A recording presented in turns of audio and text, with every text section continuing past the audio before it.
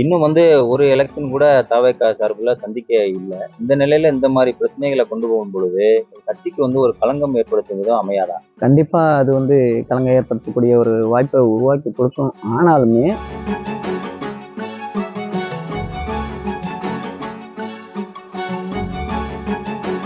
நடிகரும் தாவேக்கா தலைவரான விஜய் இதுக்கு முன்னாடி நீங்க சந்திச்சிருக்கீங்களா நேர்ல? பனையூர் போயிருக்கீங்களா? புலி படத்துல தலகோணத்துல எடுத்துட்டு இருந்தாங்க. அந்த ஷூட்டிங்காக போயிருக்கேன். புலி வேஷம் என்னுடைய முகத்துல போடக்கூடிய ஒரு வாய்ப்பு அமைஞ்சிச்சு. தளபதியை அவர் தங்கியிருந்த அறையிலேயே நேரடியாக பார்த்து அவர் காலில் ஆசீர்வாதம் வாங்கி அந்த ஒரு தருணத்தை என்னால் மறக்கவே முடியாது. இந்த நெகிழ்வான சம்பவத்தை அவர்கிட்ட சொல்லி நான் அதை பெருமைப்பட்டுக்கிறதுக்காக ஆசைப்பட்டுக்கிட்டு இருந்தேன். டெல்லி வேலை ஒரு சர்ப்ரைஸாக கொண்டு போய் கொடுத்துருவோம் அப்படின்னு சொல்லிட்டு அதை என்னை ஏற்பாடு சொன்னேன். அந்த விஷயம் எனக்கு ரொம்ப பிடிச்சிருந்துச்சு. தளபதிகிட்ட கொடுத்துடலாமாண்ணே, என்னை கூட்டி போயிடலானே அப்படின்னு சொல்லிட்டு என்னை அவாய்ட் பண்ணிகிட்டே இருந்தாப்புல அந்த டைமில். ஏன்னா அந்த வேலை பற்றி கேட்டுருணும்னு, வேலை பற்றி விஷயங்களே எனக்கு சொல்லவே இல்லை. மலர்விழி ஜெயபாலா கட்சி பணி ஆற்றுறாங்களா? இல்ல அவருடைய கணவர் பாலமுருகன் கட்சி பணி ஆற்றுறாங்க? ஒவ்வொரு மாவட்ட நிர்வாகியும், ஒவ்வொரு ஒன்றிய நிர்வாகியும், ஒவ்வொரு கிளை செயலாளரும் தன்னுடைய சேவைகளை செஞ்சு இவங்க ஃபோன் பண்ணி கேட்ட டைம்ல தான் இவங்க ஒரு காரோ வண்டியோ அரேஞ்ச் பண்ணி அந்த இடத்துல போய் நின்று தன்னுடைய முகத்தை காட்டிட்டு வருவாங்க. இது வரைக்கும் அவங்க சொந்தமா சுயமா எந்த ஒரு வேலையும் செஞ்சது கிடையாது.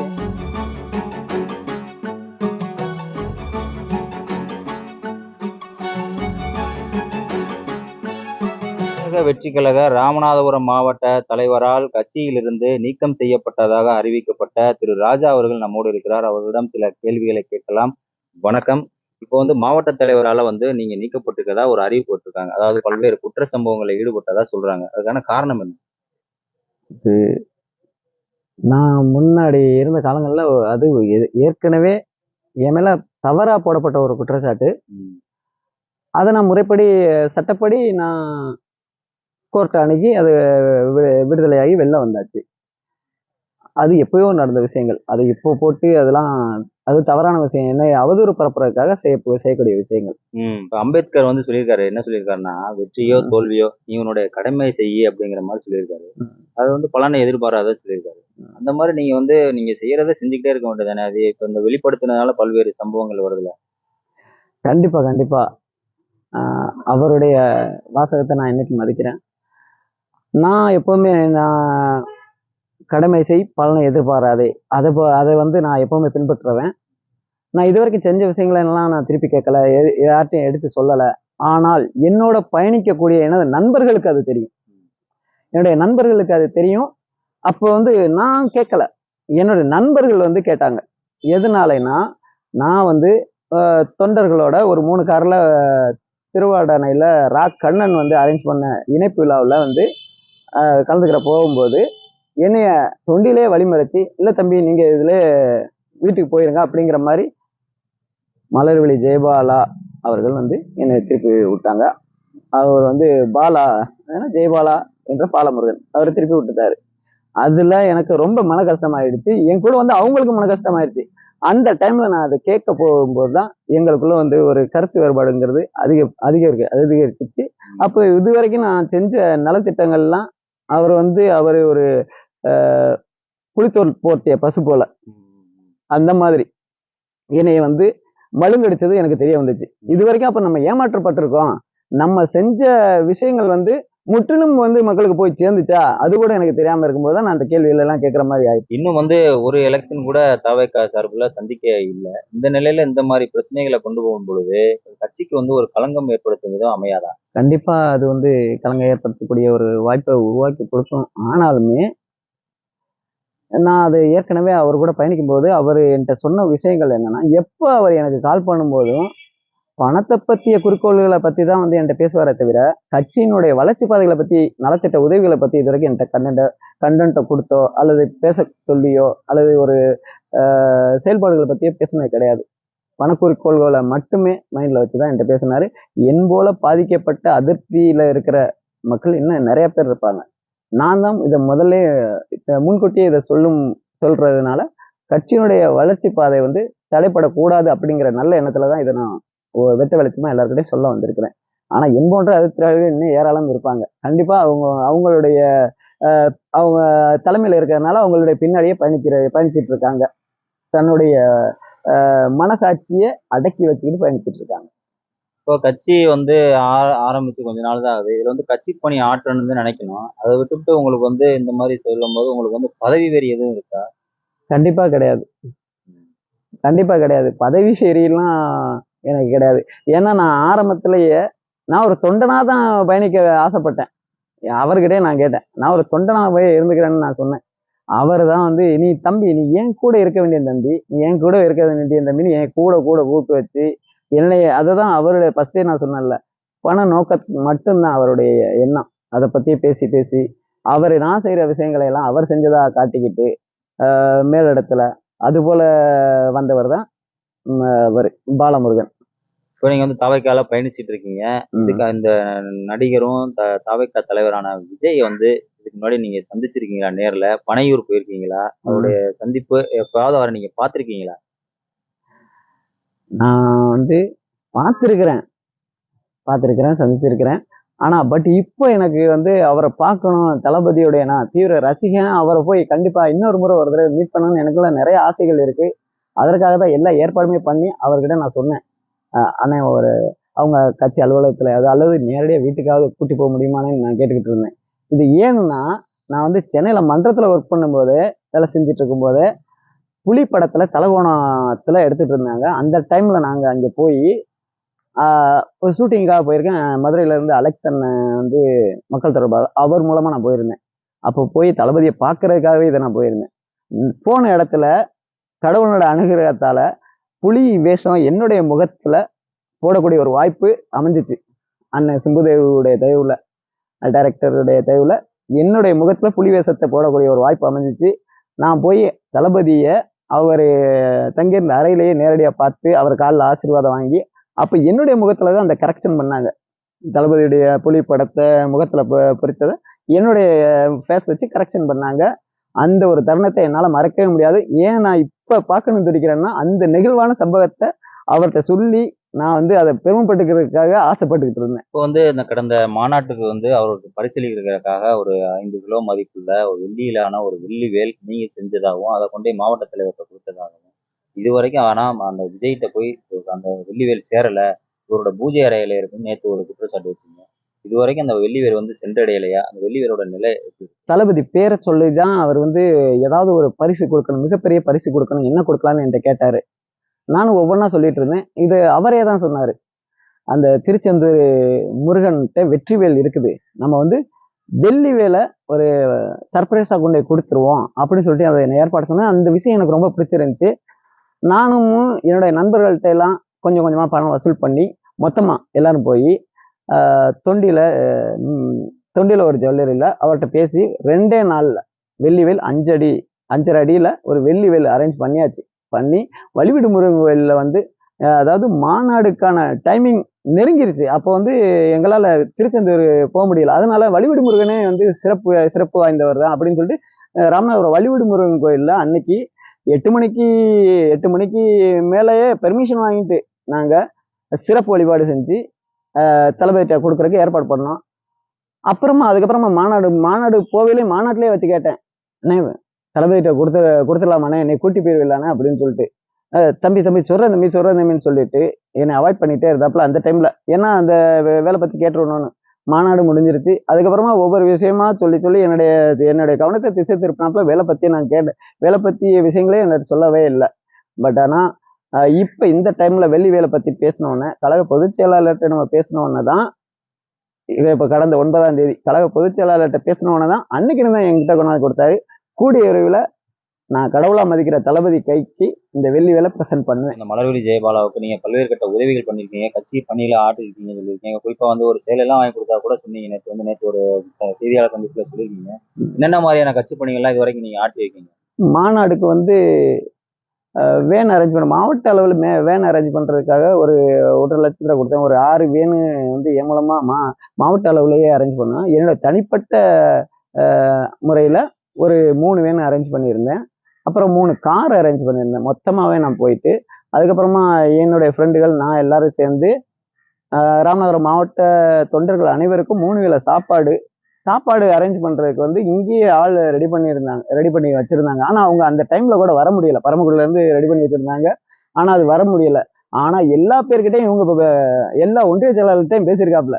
சாப்பாடு அரேஞ்ச் பண்ணணும், சாப்பாடு அரேஞ்ச் பண்ணணும், உங்களால முடிஞ்சது கூட, உங்களால முடிஞ்சது கூடன்னு அப்படின்னு பேசி வாங்கியிருக்கிறதுக்கு வாய்ப்பு இருக்கு. ஆனா எங்கிட்டையும் வாங்கினாங்க, எல்லா ஒன்றிய செயலாளர்கிட்டையும் வாங்கினாங்க. அது என்ன பண்ணாங்கன்னு தெரியல. ஆனா என் காசை நான் தான் என் கையால கொடுத்தேன். அதை வாங்கினவங்க என்னுடைய கேட்டரிங் பாய்ஸ், அங்க கும்மிடிப்பூண்டியில இருந்து நான் வர வச்ச பசங்க, அவங்க தான் செஞ்சாங்க. 3 வேளை சாப்பாடும் ராமநாதபுரம் மாவட்ட அனைத்து தொண்டர்களுக்கும் என்னால் வழங்கப்பட்டது. என்னுடைய நண்பர்கள் மூலமா அது கொடுத்தோம். அப்புறமா ஒரு சாலை சீரமைப்பு பணி என்னால் பண்ண முடிஞ்சு. அதையுமே அவர் வந்து நான் வர்ற வரைக்கும் அதை எதுவுமே பண்ணாத, நான் வந்த பிறகுதான் ரோடு போடணும் அப்படின்னு சொல்லிட்டு என்னை வந்து நிப்பாட்டி வச்சுட்டா. காலையிலே வந்துருச்சு. அதாவது வாக்காளர் வாக்காளர் பட்டியலில் பேர் சேர்த்தல், நீக்குதல், பேர் சேர்த்தல் அந்த மாதிரி ஒரு விஷயத்துக்காக நான் நோட்டீஸ் அடித்து கொடுத்துட்டு இருந்தோம் நைட்டில் போய். அந்த டைமில் வந்து ஒரு முழங்கால் அளவில் தண்ணி கிடந்துச்சு. ஒரு சந்தில் ரோடு போட்டிருந்தேன், அந்த மேலேயே தண்ணி இருந்துச்சு. அதில் கொசுக்கள் உற்பத்திலாம் அதிகமாகி சின்ன குழந்தைகள் அந்த ஏரியாவில் அதிகமாக இருந்துச்சு. நீங்கள் வந்து தளபதி சார்பாக வந்திருக்கீங்க, உங்கள் தளபதி சார்பாக வந்து இந்த ரோடையும் சரி பண்ணி கொடுத்துருங்கன்னு சொன்ன ஒரே காரணத்தினால காலையில் அப்போவே நான் சரி பண்ணி கொடுக்குறேன்னு சொல்லிட்டு எல்லாத்தையும் இறக்கிட்டேன். என்னுடைய நண்பர்களையும் சேர்த்து எல்லாத்தையும் ட்ரக்கில் கொண்டு வந்து கல், மண், சிமெண்ட் எல்லாத்தையும் கொண்டு வந்துட்டேன். கொண்டு வந்து அன்னைக்கே சரி பண்ணிக்கிட்டு இருக்கும்போது தான் சரி அண்ணாட்ட ஒரு வார்த்தை சொல்லிடுவேன்னு ஃபோன் பண்ணி சொன்னதுக்கு, ராஜா பெரிய தப்பு பண்ணாதே, அப்படியே ஸ்டாப் பண்ணி வைங்க, நான் வந்து ரிப்போர்ட்டரோட வந்துடுறேன்னு சொல்லிட்டு அவங்க வந்து வெறும் போஸ்ட் கொடுக்குறதுக்காக மட்டும் இருந்து அதை போஸ்ட் கொடுத்து அதுக்கப்புறமா தான் அந்த வேலையை வந்து செய்ய ஆரம்பிச்சாங்க. 3 மணிக்கு தான் அந்த வேலையை ஆரம்பிச்சேன். அதுபோல ஏழை எளிய மக்களுக்கு அரிசி, காய்கறிகள் இதெல்லாம் வந்து நான் தான் பண்ணது. அதை வந்து அவங்க பண்ணதை வந்து காட்டிக்கிறவாங்க. இது போல நிறைய, அதை தான் நான் வந்து சொல்ல வரேன். கடமையை செய், பலனை எதிர்பாராதே அப்படின்னு சொன்ன ஒரு வாக்கியத்துக்கு இணங்க நான் செஞ்சேன். அந்த கடவுள் புண்ணியத்துல இது அனைவருக்கும் தெரியுற மாதிரி ஒரு சூழலை அந்த கடவுளை உருவாக்கி விட்டுட்டா. இப்போ வந்து நீங்க மாவட்ட தலைவர் வந்து மலர்விழி ஜெயபாலா இருக்காங்க. ஆனா அவருன்னு சொல்லிட்டு இருக்கீங்க. மலர்விழி ஜெயபாலா வந்து கட்சி பணி ஆற்றுறாங்களா, இல்ல அவருடைய கணவர் பாலமுருகன் வந்து கட்சி பணி ஆற்றுறாங்க? அதாவது அவங்க மன்றத்துல இருக்கும்போதே அவங்க அரசு பணியில இருக்கிறத மறைச்சு தான் வந்து செயல்பட்டுட்டு இருந்தாங்க. சரி, நீண்ட நாட்களா மன்றத்துல செயல்படுறாருன்னு சொல்லிட்டு தலைமையில இருந்து அவருக்கு வந்து அந்த பொறுப்பு வழங்கப்பட்டது. தன்னுடைய அரசு பணி பாதிக்கும் சொல்லிட்டு தான் தன்னுடைய மனைவியை அதுல நிப்பாட்டினாங்க. ஆனா இப்போதைக்கு என்ன நிலை, கட்சி அதாவது அந்த பதவியை தக்க வச்சுக்கலாம்னு இப்போதைக்கு என்ன நிலை இருக்குதுன்னா, அவங்க எல்லா ஒன்றியங்கள்லையும் ஒரு பஞ்சாயத்துலையும் ஒவ்வொரு கிளையிலையும் அவங்க ஒரு கால் பண்ணி, தம்பி அங்கே என்ன நடக்குது, ஏது நடக்குது, மழையால் பாதிக்கப்பட்டாங்களா, இல்லை சேதமடைஞ்ச வீடு இருக்கா, இல்லை யாராவது நோய்வாய்ப்பட்டிருக்காங்களா, இல்லை ஏதாவது ஒரு சம்பவம் நடந்திருக்கான்னு சொல்லிட்டு இது வரைக்கும் எந்த ஒரு ஃபோனுமே அவங்களா ரெடி பண்ணி போனது கிடையாது. ஒவ்வொரு மாவட்ட நிர்வாகியும், ஒவ்வொரு ஒன்றிய நிர்வாகியும், ஒவ்வொரு கிளை செயலாளரும் தன்னுடைய சேவைகளை செஞ்சு அதை செய்யக்கூடிய சூழ்நிலையில இருக்கும்போது தான் இவங்க ஃபோன் பண்ணி கேட்ட டைம்ல தான் இவங்க வந்து ஒரு காரோ வண்டியோ அரேஞ்ச் பண்ணி என்ன போன்றவர்கள் மூலமா ஏற்பாடு பண்ணி அந்த இடத்துல போய் நின்று தன்னுடைய முகத்தை காட்டிட்டு வருவாங்க. இது வரைக்கும் அவங்க வந்து சொந்தமா சுயமா எந்த ஒரு வேலையும் செஞ்சது கிடையாது. என்னுடைய கண் பார்வைக்கு தெரிஞ்சு இது போல ஏகப்பட்ட பேர்த்த நீங்க கேட்டு பார்க்கலாம், இப்போ செஞ்சாங்களா செய்யலான்னு. இப்போ உங்களை வந்து மாவட்ட நிர்வாகத்தால நீக்கப்பட்டதா அறிவிச்சிருக்காங்க. அடுத்த கட்டமா உங்களுடைய பணி என்னவா இருக்கும்?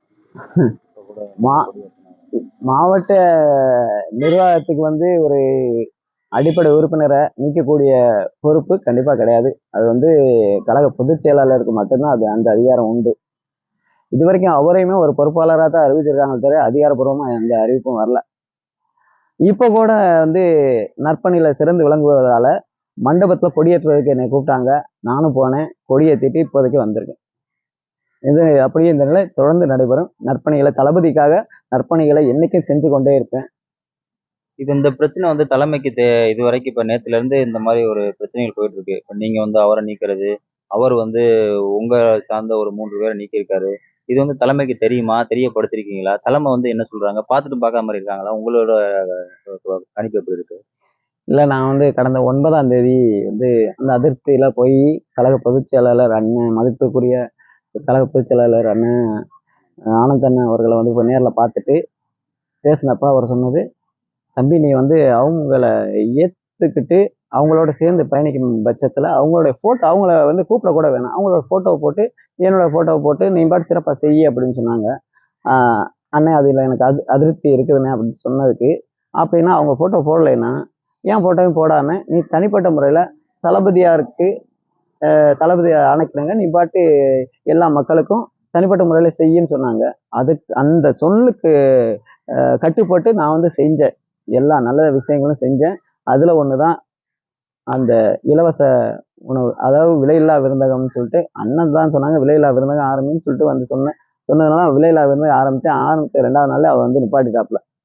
இது போல நிறைய விஷயங்கள் இருக்கு. அப்ப வந்து இருபாட்டு நிலை இருக்கிறதுனால அவங்க வந்து ஒரு ஆலோசனை சொன்னாங்க, நீங்க வந்து தனித்தனியா செயல்படுங்க, கட்சியுடைய கடைசி தீர்ப்பு வரும் வரை ஒரு 20 நாளைக்கு வந்து பயணிக்க சொல்லியிருக்காங்க. கண்டிப்பா நல்ல ஒரு தகவல் வரும்னு எதிர்பார்த்து இருக்கிறேன். இல்ல இப்ப நடந்த பிரச்சனைகள்லாம் உங்களுக்கு எடுத்து வச்சிருக்கீங்களா? இப்ப நேத்து இருந்து நடந்த பிரச்சனைகள்லாம் எடுத்து வச்சிருக்கீங்களா? கண்டிப்பா கண்டிப்பா எங்களுடைய நான் வந்து செயல் கூட்டம் அரேஞ்ச் பண்ணியிருக்கிறது, விலையில்லா விருந்தகம் அரேஞ்ச் பண்ணியிருக்கிறது, இப்போ கொடியேற்ற நிகழ்ச்சி, எல்லா நிகழ்ச்சிகளையும் ஏ டு இசட் அவங்களுக்கு ஆனந்தன் அவர்களுக்கு நான் வந்து செஞ்சுக்கிட்டு தான் இருக்கேன், அப்டேட் பண்ணிட்டு தான் இருக்கிறேன். அதாவது இப்ப தமிழக வெற்றி கழகத்தினுடைய தலைவரால் வந்து இந்த கட்சி துவங்கப்பட்டு சில மாதங்களே ஆன நிலையில கட்சியினுடைய கட்சி வந்து வளர்ச்சி குறித்து பல்வேறு அரசியல் கட்சி தலைவர்களும் பல்வேறு தலைவர்களும் வந்து இந்த கட்சியினுடைய பேசு பொருளாக அமைந்திருக்கக்கூடிய நிலையில ராமநாதபுரம் மாவட்டத்துல நல்ல முறையில் சென்று கொண்டிருக்கக்கூடிய இந்த சூழ்நிலையில மாவட்ட நிர்வாகிகளுக்கிடையே இது போன்ற ஒரு சில உட்கட்சி பூசல்னால மாவட்டத்தில் இருக்கக்கூடிய தொண்டர்கள் மற்றும் ராமநாதபுரம் மாவட்டத்தில் இருக்கிற மாற்றுக் கட்சியினிடையே ஒரு பெரிய பேசு பொருளாக அமைஞ்சிருக்கு. இதை வந்து மாநில தலைமை என்பது வந்து கண்டுகொண்டு இதில் யார் உண்மையாக பணியாற்றுகிறார்கள் என்பதை உணர்ந்து பல்வேறு கருத்துக்களை வந்து மாநில நிர்வாகம், அதாவது அந்த தமிழக வெற்றி கழகத்தினுடைய தலைமை நிர்வாகிகள் வந்து விரைவில் அறிவிக்க வேண்டும் என இந்த தொண்டர்கள் மற்றும் வந்து பல்வேறு அரசியல் கட்சியினிடையே பெரும் எதிர்பார்ப்பை ஏற்படுத்தி இருக்கிறது என்றே கூறலாம். தற்பொழுது இந்த மாவட்ட நிர்வாகத்தால நீக்கப்பட்டதாக அறிவிக்கப்பட்ட திரு ராஜா அவர்கள் வந்து பல்வேறு கருத்துக்களை நம்மிடையே முன்வைத்தார். நன்றி. செய்திகளை உடனுக்குடன் தெரிந்து கொள்ள உடனே சப்ஸ்கிரைப் பண்ணுங்க.